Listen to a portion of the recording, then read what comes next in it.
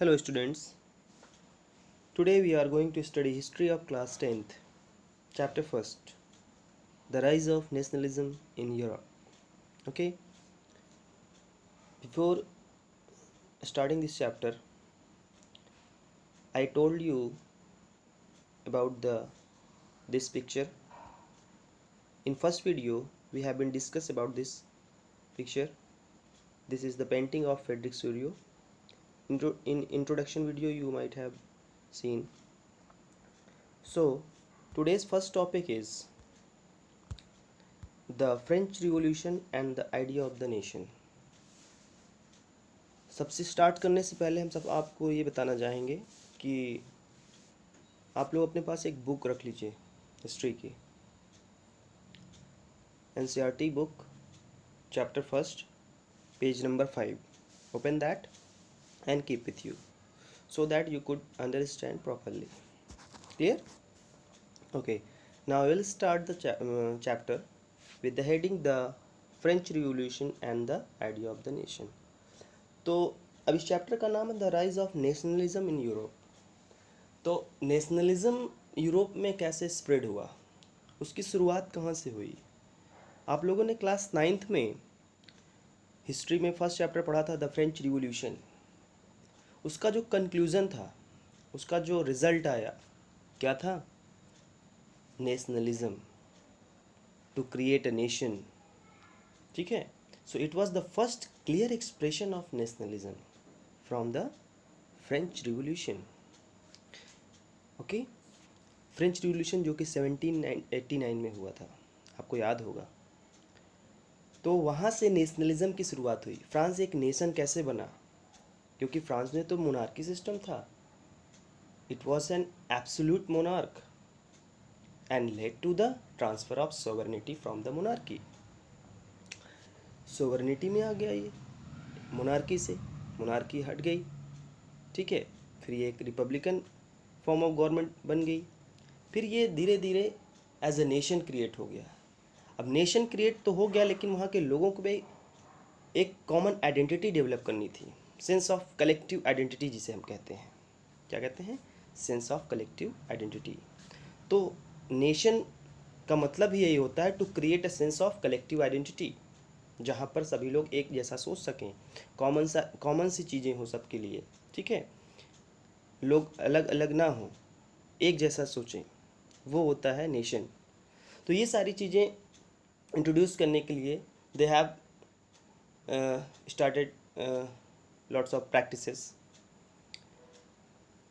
They have adopted lots of different types of measures to create a sense of collective identity, जिससे कि पूरे Europe में nationalism यानी कि नेशनलिज्म स्प्रेड हो सके.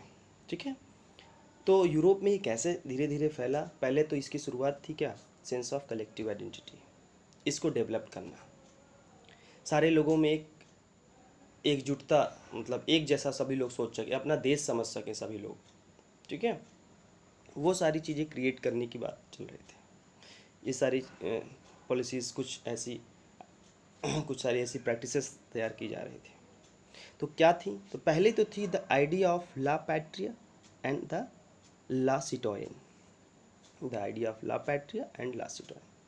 ये क्या है? ला पैट्रिया का मतलब है, ला पैट्रिया का मतलब क्या है? फादरलैंड. जैसे हम अपनी कंट्री में, इंडिया में मदरलैंड बोलते हैं, भारत माता बोलते हैं. तो एक आइडिया लाया गया कि फ्रांस के लोग सब उसको फादरलैंड समझे. क्या समझे? फादरलैंड समझे. लेसिटोइन का मतलब क्या?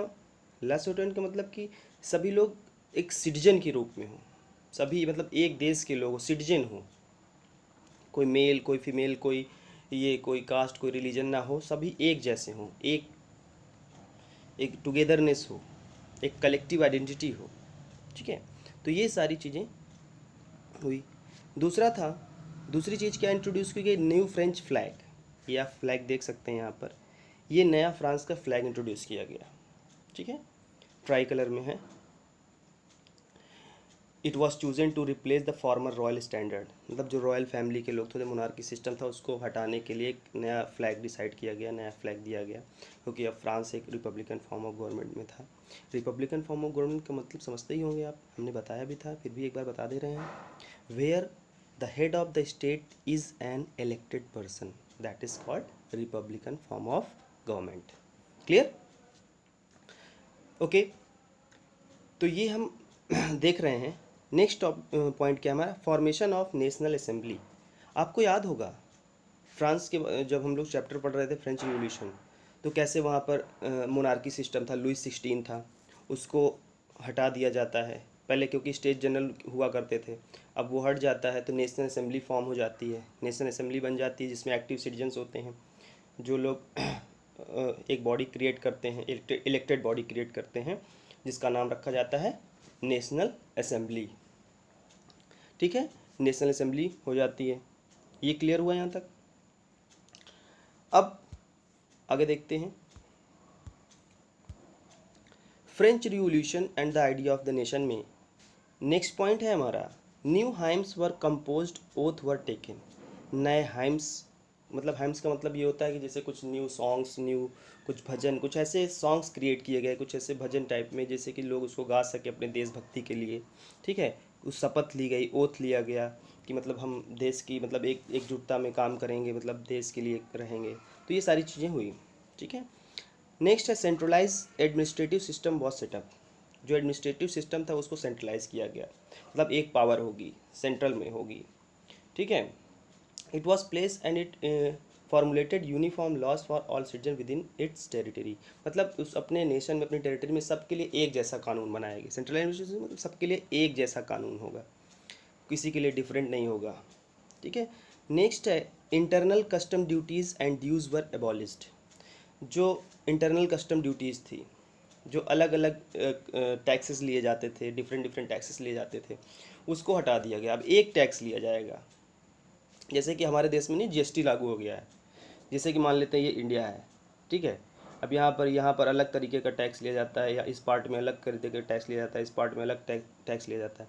तो ये सारी चीज़ हटा करके एक कॉमन टैक्स हो गया पूरी कंट्री के लिए। ठीक है, एक कॉमन टैक्स होगा, सभी लोग, अब सारी कस्टम ड्यूटीज़ इंटरनल वो सारी बंद कर दी गई। ठीक है, ये हुआ। दूसरा था uniform system of weight and measurement. Weight और मेजरमेंट का एक यूनिफॉर्म सिस्टम लाया गया, जिससे कि एक यूनिटी लाई जा सके, एक कलेक्टिव आइडेंटिटी शो हो सके। ठीक है, जिसमें वेट और मेजरमेंट ये नेपोलियन के द्वारा लाया गया था। अभी हम बताएंगे नेपोलियन कैसे आया। ठीक है, जो कि आपने क्लास 9th में भी पढ़ा था। नेक्स्ट है regional dialects were discouraged and French promoted. जो वहाँ पे लोकल लैंग्वेज बोली जाती थी, लोकल लैंग्वेज होती थी, वो सारी चीज़ें एबॉलिश कर दी गई और फ्रेंच लैंग्वेज को प्रमोट किया गया। जितने भी वहाँ के जैसे कि बोलने वाली चीज़ें थी, it was because French was spoken and written in Paris and French and become the common language of the nation. ये पूरे नेशन की कॉमन लैंग्वेज होगी। बाकी रीजनल डायलेक्ट्स को डिस्करेज कर दिया गया, उसको जितने ज़्यादा प्रमोट नहीं किया गया। अब ये सारी चीज़ें हो तो रही थी, अब ये पूरी सारी चीज़ें फ्रांस से स्टार्ट तो हुई, लेकिन पूरे यूरोप में फैली कैसे, पूरे यूरोप में कैसे आई, यूरोप की अदर कंट्रीज़ में कैसे भी फैली। जो हमने अब बात की थी कि जैसे कि अब याद होगा आपको, जैकोबिन क्लब था, कुछ प्रोमिनेंट पॉलिटिकल पार्टीज़ थी फ्रांस में, तो वो सब पॉलिटिकल पार्टीज़ ने, फ्रेंच आर्मीज़ ने, इन लोगों ने इस सारे आइडियाज़ को कैरी करके पूरे यूरोप में स्प्रेड किया। जैकोबिन क्लब का इसमें बहुत बड़ा रोल रहा। यूरोप में बहुत सारी यूरोप की कंट्री जैसे हॉलैंड, बेल्जियम, स्विट्ज़रलैंड, इटली, यहाँ पर इन लोगों ने कंपेन किए, सारी चीज़ों को इंट्रोड्यूस कराया इन सारी चीज़ों से, मतलब to create a sense of collective identity, to create a nation, to spread the nationalism in Europe. Europe में नेशनलिज्म क्रिएट करने के लिए ये सारी चीज़ें हो रही थी बहुत अदर कंट्रीज़ में। मतलब now French armies began to carry the idea of nationalism abroad. अब फ्रेंच आर्मी क्या करने लगी, ये सारे आइडियाज़ को दूसरे, अब्रॉड का मतलब दूसरे देशों में, अदर कंट्रीज यानी कि यूरोप के अदर कंट्रीज़ में इसको स्प्रेड करने लगी। ठीक है, इसके बाद आता है नेपोलियन, जो कि इसने भी क्या किया, नेपोलियन एक मोनार्क सिस्टम लाता था, एक डिक्टेटरशिप ला, जो कि मिलिट्री जनरल रहता है, वो फ्रांस का मिलिट्री जनरल रहता है।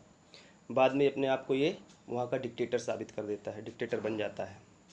तो फिर से एक प्रकार से मोनार्की सिस्टम आ जाता है। लेकिन सिर्फ फ्रांस में ही नहीं रहता, पूरे यूरोप में अपने आइडियाज़ को स्प्रेड करता है, यूरोप के अदर कंट्रीज़ में स्प्रेड करता है। अब ये नेपोलियन आया कैसे, आपको याद होगा, मैं आपको रिवाइज करा देते हैं। देखिए, फ्रांस से पहले क्या था, लुइस 16 था। कौन था? लुइस 16। इसके बाद क्या आता है, नेशनल असेंबली बन जाती है। ठीक, याद है आपको, लुइस 16 हटता है, फिर नेशनल असेंबली बनती है। नेशनल असेंबली के बाद क्या होता है, जैकोबिन क्लब आता है, जिसको कन्वेंशन कहते हैं। ठीक है, जैकोबिन क्लब होता है। जैकोबिन क्लब जब हटता है तो फिर क्या आता है, जैकोबिन क्लब के बाद डायरेक्टरी रूल आता है, याद होगा आपको।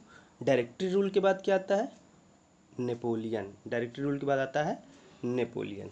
तो ये अकॉर्डिंगली ये सब वहाँ का मतलब बार बार रूल चेंज होता है, मतलब गवर्नमेंट चेंज होती है, और फिर लास्ट में नेपोलियन आता है। नेपोलियन फिर नेशनलिज्म को मतलब अपने तरीके से कैसे यूरोप में स्प्रेड करता है। अब आगे के वीडियो में हम लोग नेपोलियन के कोड के बारे में पढ़ेंगे।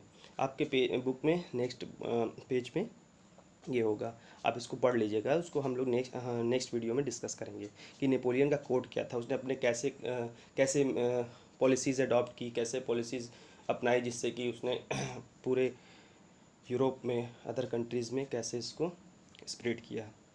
तो हम लोग यहाँ पर देख चुके हैं कि कैसे नेशनलिज़म की शुरुआत हुई। नेशनलिज़म की शुरुआत फ्रांस से होती है। पहला स्टेप कहाँ से होता है, फ्रांस से। ठीक है, और फिर धीरे धीरे ये पूरे यूरोप के अदर कंट्रीज़ में फैलता है। क्लियर? तो first step to start the nationalism is France. France में कैसे हुआ, फिर फ्रांस से कैसे धीरे धीरे ये वहाँ से अदर कंट्रीज़ में फैलता है। और फिर हम आते हैं नेक्स्ट वीडियो में नेपोलियन कोड के बारे में डिस्कस करते हैं। क्लियर? Okay, thank you.